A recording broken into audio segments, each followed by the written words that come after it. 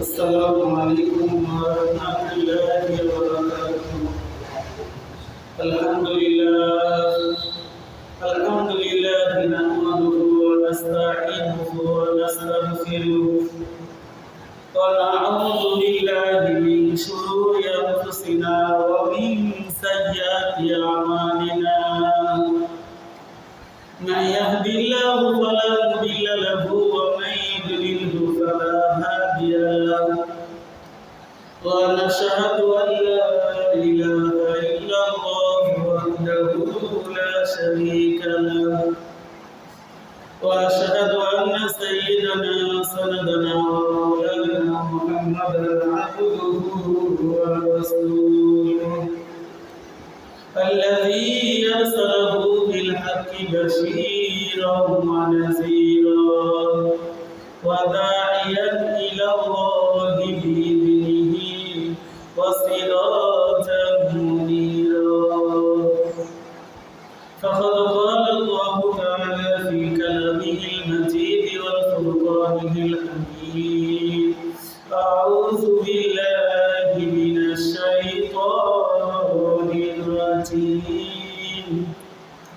بسم الله الرحمن الرحيم. وقرن في بيوتكن ولا تبرجن تبرج الجاهلية الأولى.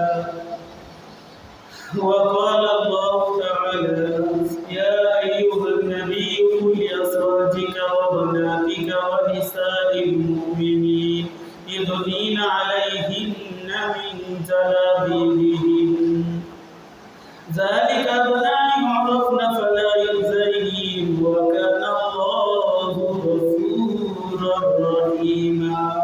وقال النبي صلى الله عليه وسلم: الدائس لا يدخل الجنة. وقال النبي صلى الله عليه وسلم: المرأة عورة إذا خرجت استبرأها الشيطان. وقال الشاعر: दिल की सूरज लो रही है हम लोगों के सामने, रोज हश्र में किया जाओगे मुस्तफा की सामने। रास्ते पथे आकर दिले तय हुए की रोई থেমে, बारे बारे चल की बाती হয়তো বাতি জ্বলবে না, তাই বলে তো বিন্দুর মতো বসে থাকলে চলবে না। আল্লাহ তাআলার দরবারে লাখ লাখ শুকরিয়া যে আল্লাহ পাক রব্বুল আলামিন আমাদেরকে রমজান মাসের 2 নম্বর জুমায় যে আল্লাহ পাক রব্বুল আলামিন আমাদেরকে হাজির করলেন, উপস্থিত করলেন। ও আল্লাহ শুকরিয়া আদায় করি সবাই আলহামদুলিল্লাহ। ওই নবীজির উপর দরুদ পড়ি যিনার উপরে আল্লাহ তার ফেরেশতা সমস্ত সৃষ্টিকুল যে নবীর উপর দরুদ পড়ে, আমরা আমাদের স্ব ভাষায় স্ব জবানে ওই নবীজির উপর একবার দরুদ পড়ি, সবাই বলি সাল্লাল্লাহু আলাইহি ওয়াসাল্লাম। যে আল্লাহ পাক রব্বুল আলামিন আমাকে আপনাকে সৃষ্টি করেছে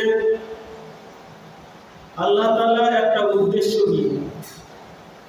আমরা যে কাজই করি আমাদের কি একটা উদ্দেশ্য থাকে। ঠিক আল্লাহ বলেন যে আমি আল্লাহ তোমাদেরকে সৃষ্টি করেছি, তৈরি করেছি। আমি আল্লাহ কি একটা উদ্দেশ্য নিয়ে কি সৃষ্টি করেছি। এরপরে আল্লাহ পাক রব্বুল আলামিন 30টা পারা কোরআন এই শেষ নবীর উম্মতকে আল্লাহ দান করলেন। কি কারণে? এ মানুষ কিসে করলেন, কিসে অপরলেন, এগুলো সব কি এই কোরআনের ভিতরে আছে। কিন্তু আমরা বাঙালি জাতি, আমরা মুসলমান জাতি এত এই কোরআনকে অপমানিত করি যা অন্য কেউ করে। বলবেন হুজুর কোরআনকে অপমান করা কি? যে আল্লাহ পাক বললেন যে ওয়ালাকাদ ইয়াসসারনাল কুরআনা লিযিকরি ফাহাল মিন মুদ্দাকির। আল্লাহ পাক সূরা কমরের ভিতরে 4 বার আয়াত বললেন। একই কথা 4 বার বলার অর্থ কি? আল্লাহ বলতেছেন আয়াতের অর্থ আগে বলেন ওয়ালাকাদ ইয়াসসারনাল কুরআনা হে মানুষ, হে জিন জাতি, তোমরা কি আসো? আমি আল্লাহ কোরআনকে সহজ করে দিয়েছি যাতে তোমরা এই কোরআন পড়তে পারো, বুঝতে পারো। এরকম কেউ কি আসো? এই সূরা নিসা 10 নম্বর 5 পারা 10 নম্বর পৃষ্ঠা আল্লাহ বলেন, আফালা ইয়াতাদাব্বারুনাল কুরআন আম আলা কুল্লিন আকফারুহা আফালা ইয়াতাদাব্বারুনাল কুরআন ওয়ালাউ কানা মিন ইনদি গায়রিল্লাহি লাওয়াজাদু ফীহি ইখতিলাফান কাসীরা। আল্লাহ বলেন, আমি আল্লাহ তোমাদেরকে কোরআন দিয়েছি, এই কোরআন কি তুমি বোঝার চেষ্টা করো, এই কোরআন পড়ার চেষ্টা করো। আখিরাতে হাসরে মানুষ কি দুনিয়ায় আজকে বড় বড় ডিগ্রি অর্জন করার জন্য বাপ মা গাড়ি ঘর জমি জমা সব কিছু বেচে ছেলে মেয়েকে টাকা দেয় যেন আমার ছেলে বড় বড় ডিগ্রি অর্জন করতে পারে। কিন্তু আজ আমি আপনি মুসলমান দাবি করি আল্লাহ 30টা পারা কোরআন কি আমি পড়তে পারি না। এই কোরআন কি বলে, এই কোরআন কি বলে এটাই কি আমি জানি না। অথচ আল্লাহ পাক রব্বুল আলামিন 30টি পারা কোরআন দিলেন। এ জাতির কিসে করলেন, কিসে অকরলেন, সব কিছু আল্লাহ কোরআনের ভিতরে দিয়েছেন। সব কিছু সুবহানাল্লাহ। কোরআন শরীফের শুরুতে বিসমিল্লাহির রহমানির রহিম আর শেষ কি মিনাল জিন্নাতি ওয়ান নাস, লাস্টে কি সিন, শুরুতে বিসমিল্লাহর বা বা সিন দিলে কি হলো, বাসিন জবর বাস, বাস মানে এনাফ বা যথেষ্ট হয়ে গেছে। যে আল্লাহ 30 পারা কোরআন গোটাটাই দিয়ে মানুষের যা দরকার সব কিছু আল্লাহ কোরআনে দিলেন। আল্লাহ বললেন যে কোরআনের শুরু যে বিসমিল্লাহর বা থেকে নিয়ে ওয়ান নাসের সিন পর্যন্ত আল্লাহ সব কিছু বাস আর এনাফ যথেষ্ট করে দিয়েছে। এই 30 পারা কোরআন তোমাকে দিলাম, এর ভিতরে যতগুলো নিয়ম নীতি আছে এগুলো তোমরা মেনে চলবে। কবি বলেন, আমর নেহি হক সে কুরআন মুশদার, আমর নেহি হক সে কুরআন মুশদার, যায় শাদি মিস্তে দুনিয়া মুশদার। কবি বলেন যে আমি আল্লাহ এই কোরআন এই জাতির জন্য আল্লাহ দিলেন। এই কোরআনটা দেওয়ার উদ্দেশ্য এই মানব জাতি যেন বুঝে। তাহলে আল্লাহ পাক কোরআন দিলেন এই জাতির জন্য। এই কোরআনের কিসে সম্মান, কিসে এই জাতির কল্যাণ হবে, কিসে অকল্যাণ হবে। যে আমি যে আয়াত তেলাওয়াত করেছি সূরাতুল আহজাব থেকে, আল্লাহ পাক বলেন, ওয়া করনা ফি বুয়ুতিকুন্না ওয়ালা তাবাররাজনা তাবাররুজাল জাহিলিয়াতিল উলা। আল্লাহ পাক ডাইরেক্ট নবীর স্ত্রীকে, ইনডাইরেক্ট সমস্ত দুনিয়ার মুসলিম মহিলাদেরকে আল্লাহ বললেন, ওয়া করনা ফি বুয়ুতিকুন্না ওয়ালা তাবাররাজনা তাবাররুজাল জাহিলিয়াতিল উলা। আল্লাহ বললেন যে হে মহিলারা, তোমরা জাহিলি যুগের মহিলাদের মতো বেপরোয়াভাবে ঘোরাফেরা করো না। দেখেন আল্লাহ রাসূলের সময় এই মহিলারা কি বেপরদা ভাবে ঘোরাফেরা করত।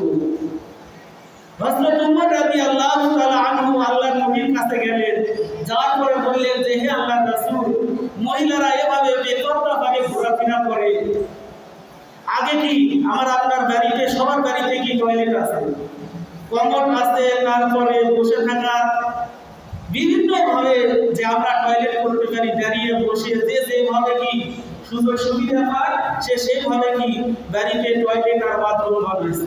নবীর যুগে কি এরকম টয়লেট ছিল না, বাথরুমও ছিল না। নিজের এলাকা থেকে অনেক দূর চলে যাওয়া লাগতো। রাতের বেলায় যায় কি কাছায় হাজত, তার হাজতটা পূরণ করা লাগতো, দূর জায়গায় যায়।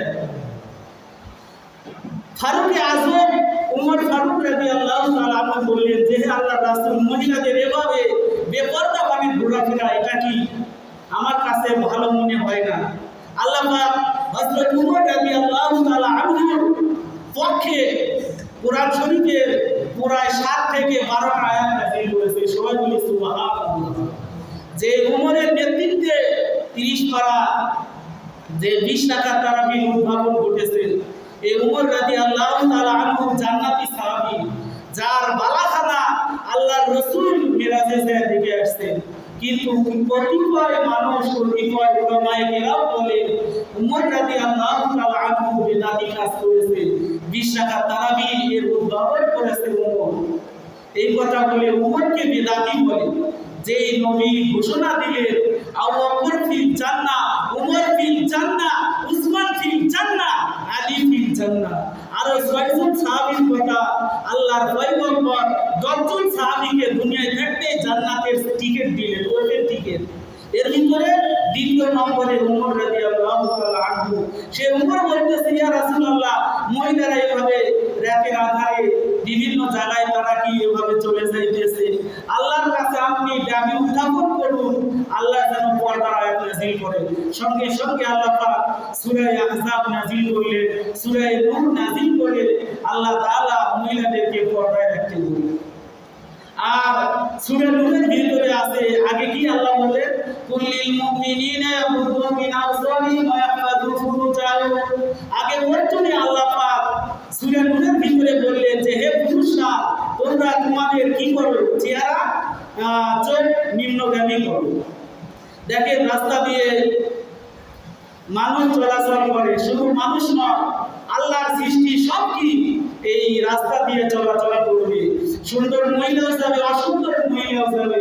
এখন যদি আপনি চোখ মিলে দেখেন, আহারে আল্লাহ কি একটা মাল তৈরি করছে, কি জিনিস যাচ্ছে, কি দেখলাম। এভাবে চোখ দিয়ে যদি আপনি কি করেন, জিনা করেন, আল্লাহর পয়গম্বর বলে লানাল্লাহু নাযির ওয়াল মানজুর ইলাইহি, যারা দেখে আর যারা দেখায় এরা উভয়ই অভিশপ্ত, এদের উপরে আল্লাহ লানত করে। এই জন্যে প্রথমে আল্লাহ পুরুষকে বললে যে তোমরা কি করো, তোমার চোখ নিম্নগামী করো। আল্লাহর রাসূল তার জামাতে আলীকে বললেন, ইয়া আলী লা তুতিউন নাযর আর নাযর ফাইন্না লাকাল মুলা ওয়া লাইসা লাকাল আখিরা। রাওয়াহু মিশকাত।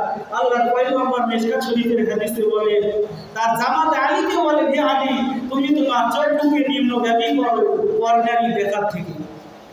এই জন্য রাস্তাঘাটে আমি আপনি চলবো, নজরের হেফাজত করা বড়ই কি দরকার। কিন্তু আজ আমাদের মনে হয় না যে আমার আপনার যদি বিবেক কাজ করত যে পরনারীর দিকে দৃষ্টি দেওয়া গুণে আমার মেয়ে আর একজন পুরুষ দেখবে যে এগুলো আমার বন্ধ করতে হবে। কারণ আল্লাহর পয়গম্বর বলেন, দায়ুস লা ইয়াদখুলুল জান্নাহ, দায়ুস যে সে জান্নাতে প্রবেশ করবে না।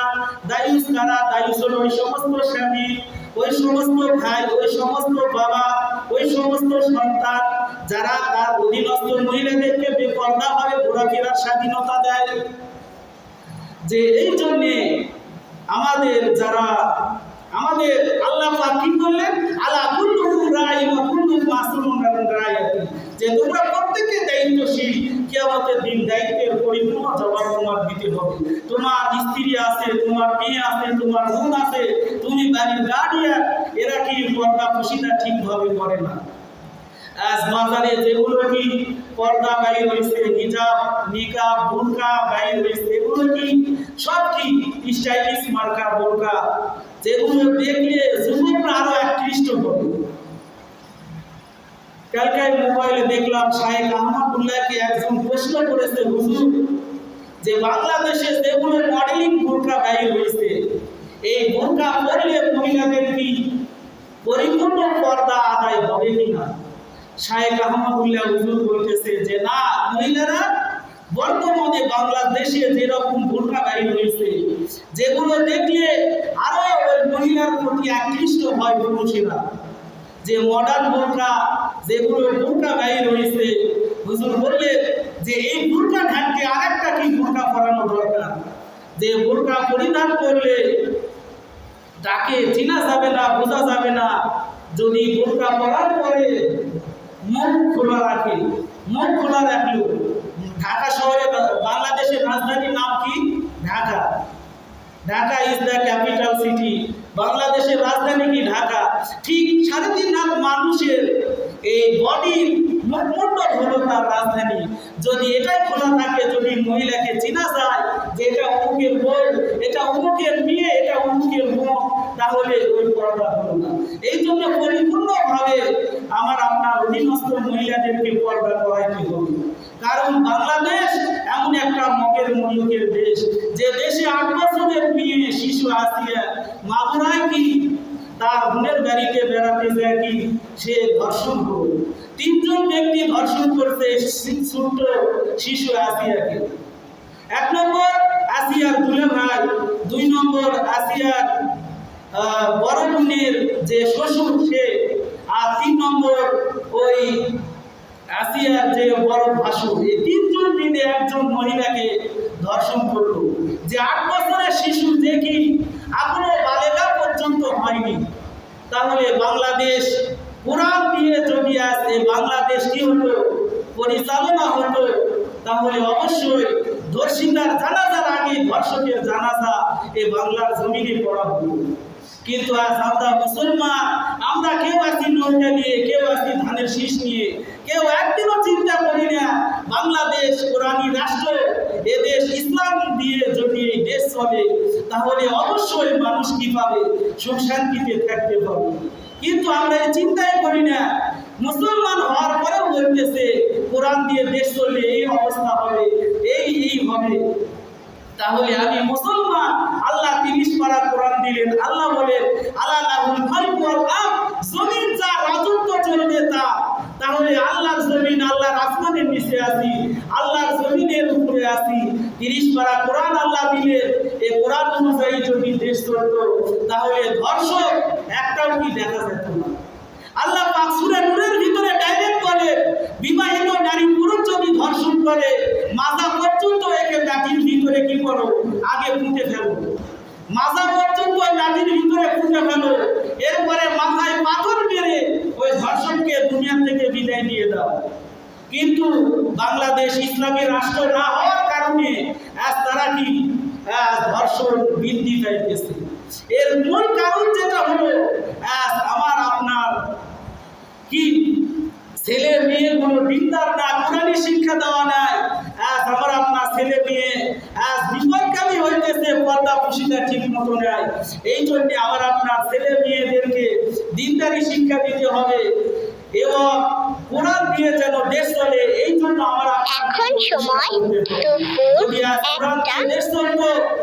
বাংলাদেশের রাজধানী শাহবাগের বুকে নাস্তিক মহিলারা কি প্রকাশ্যে সিগারেট খাইতেছে। আবার তাকে জিজ্ঞাসা করা হলে বলা হচ্ছে আমার দেখা দিয়ে আমি সিগারেট খাচ্ছি, তুমি মানা করার কি? আবার তর্ক বিতর্ক করতেছে। মুসলমানের দেশে এরকম নাস্তিক কুলাঙ্গারেরা মাথা চারা দিয়ে উঠতেছে। এই জন্য দরকার ইসলামী সরকার। এই জন্য আমার আপনার কাজ করতে হবে কোরআন অনুযায়ী যেন দেশ চলে, তাহলে ধর্ষক এই পৃথিবীতে থাকবে না। যদি একটা ধর্ষককে বাইতুল মুকাররমের মসজিদের সামনে ওপেনলি তাকে কি করা হতো, পাথর মেরে তাকে দুনিয়া থেকে বিদায় দেওয়া হতো, তাহলে কেউ কি ধর্ষণ করার সাহস পাইত না। কিন্তু বাংলাদেশ মুসলমানের দেশ নামে ঠিক আছে, কিন্তু কোরআন দিয়ে দেশ না চলার কারণে 100টা ধর্ষণ করে সে কি করে প্রকাশ্য মিষ্টি বিতরণ করতে পারে এই ফ্যাসিস্ট সরকারের দোসরেরা। তারপরে সিলেট উসমানী মিলনায়তনে বড় একটা কলেজ, স্বামীকে বাঁধে রেখে স্ত্রীকে গণধর্ষণ। যে এগুলো হইতেছে আমার আপনার ছেলে মেয়েদেরকে দিনদারি শিক্ষা দিতে হবে, পর্দা পুশিদা শিক্ষা দিতে হবে। যদি আমি ছেলে মেয়েদেরকে দিনদারি শিক্ষা না দিই, আর সব চাইতে যে বড় সমস্যা হলো ছেলে মেয়ে যখন বালেগ হবে সঙ্গে সঙ্গে তার বিবাহের ব্যবস্থা করতে হবে। কিন্তু বাংলাদেশের আইন হলো যে ছেলে 21 বছর, মেয়ে 18 বছর, মেয়ে 18 বছর, ছেলে 21 বছর হলে তার বিবাহ দিতে হবে।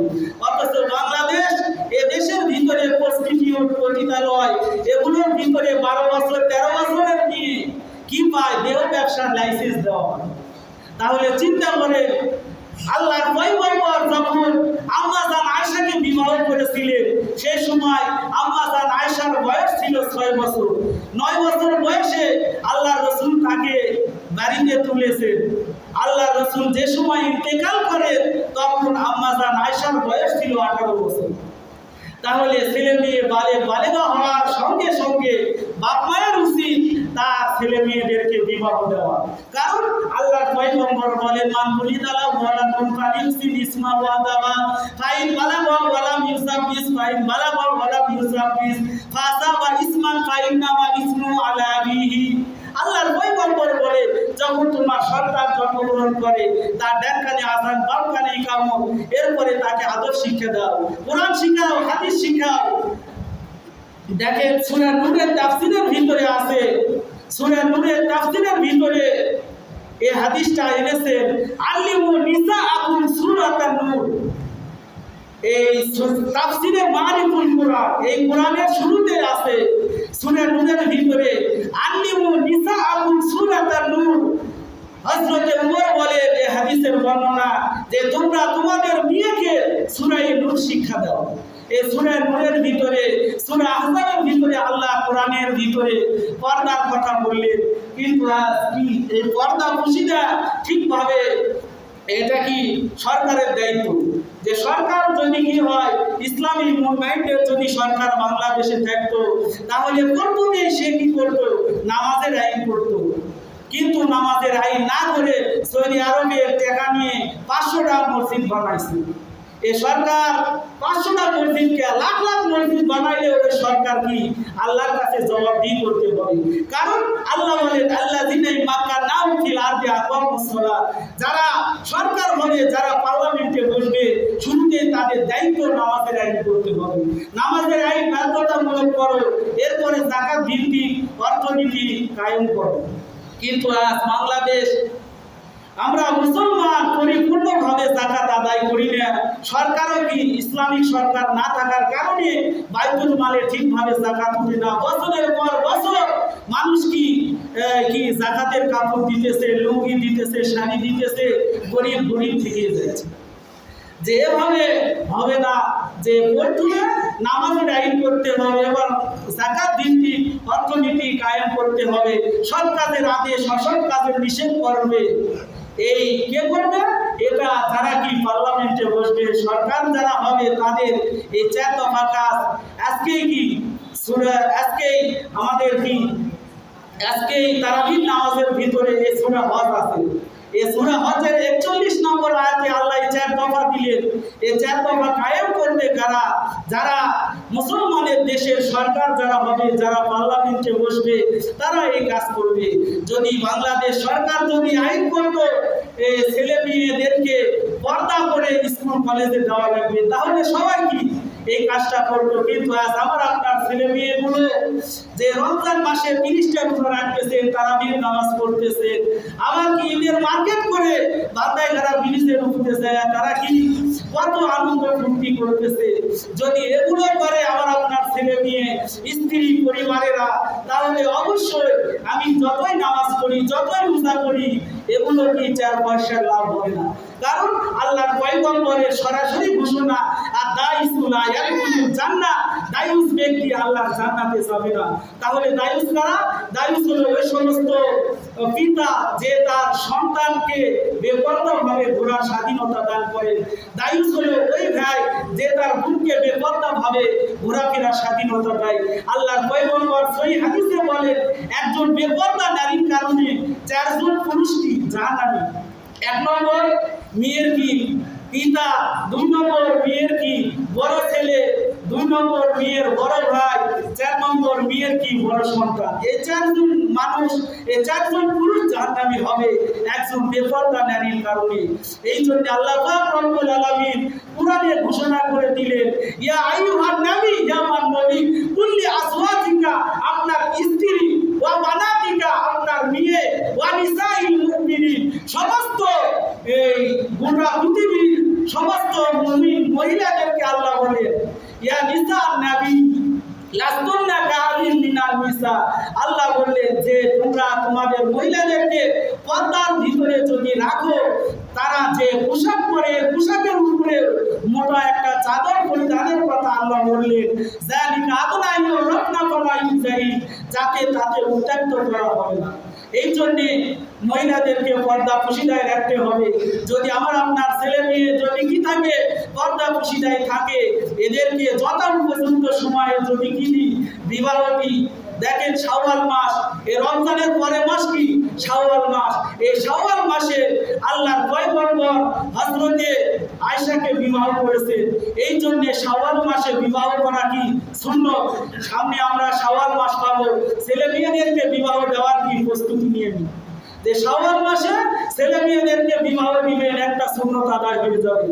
এই জন্য যাদের ছেলে মেয়ে বালেগা শুধু চাকরি ধান্দা করেন না, যে আপনার ঈমান বাঁচাতে হবে। আল্লাহর পয়গম্বর ডাইরেক্ট বললেন যে ছেলে মেয়ে বালেগ হওয়ার পরে বাপ মা বিবাহ দিবে না। যদি এই ছেলে মেয়ে যদি কোনো অকারেন্স করে ফাইন্নামা ইসমুহু আলা আবিহি, সমস্ত গুনাহ তার বাপ মায়ের আমলনামায় উঠবে। এই জন্য আল্লাহ পাক অল্প সময় যা কিছু বললাম ভুল ত্রুটি মাফ করেন, সেই কথার উপর আমল করার তৌফিক দান করুন সকলে। আল্লাহুম্মা আমিন। আমরা যারা সুন্নাত করি নাই তারা সুন্নাত করি।